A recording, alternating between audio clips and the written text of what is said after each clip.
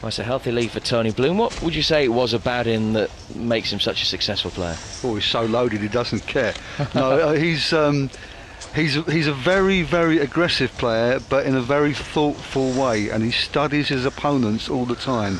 He is an awesome tournament poker player. 2000. Fantastic record.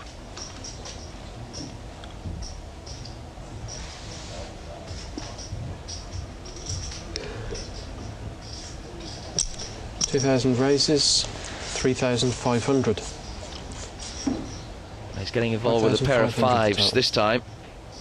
You rarely see him limping into pots, raising all the time, and his opponents know that most of the time he hasn't got anything. No one really here has anything much apart from Tony's pair of fives. But this is what Tony Bloom does to players. They don't want to be pushed around. Calls.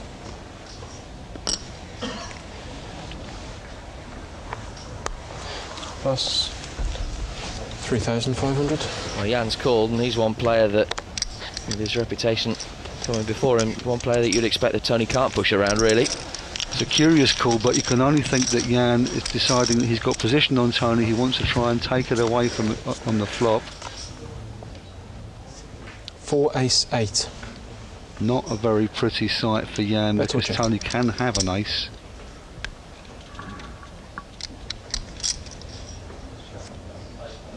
Tony, of course, is out of position here. Seriously considering his options, but he has to follow through the raise, really. Mix 7,500.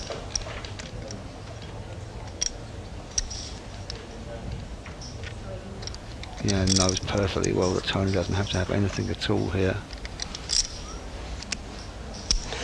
Calls. Alright, raise.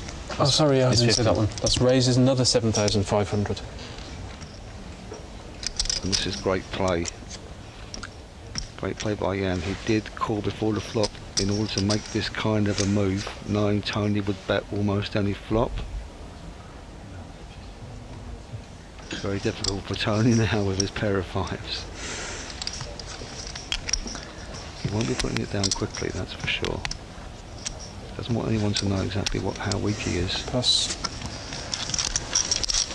But he has got rid of them. And Jan Savage, clever play, classic poker.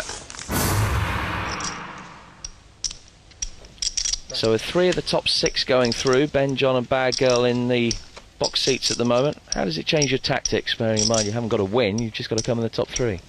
Well, that's true, but you take your chips with you to the final, so I think that you really want to put pile the pressure on when you got the chips.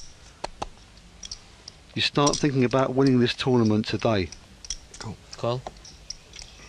Not only has John got the chips, he's got the cards. Second pair of pocket aces for him. And once again, he's choosing to play them slow and set that trap. Check. Check. Low pair for Stuart. Surprised that Stuart didn't bet that flop. John Well. was certainly trap checking on the flop, and now he realises he's got to bet his own hand.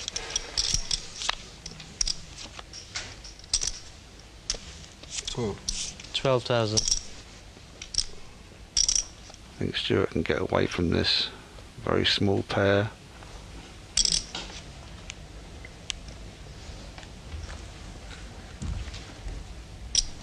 Unless he thinks John picked up the club draw on the turn or something like that. It's fortunate for Stuart that he didn't bet the flop, although I suppose he wouldn't have called John's re-raise if he had. Now he's just trying to figure out whether his fours can possibly be good. Got him again, mate. Aces.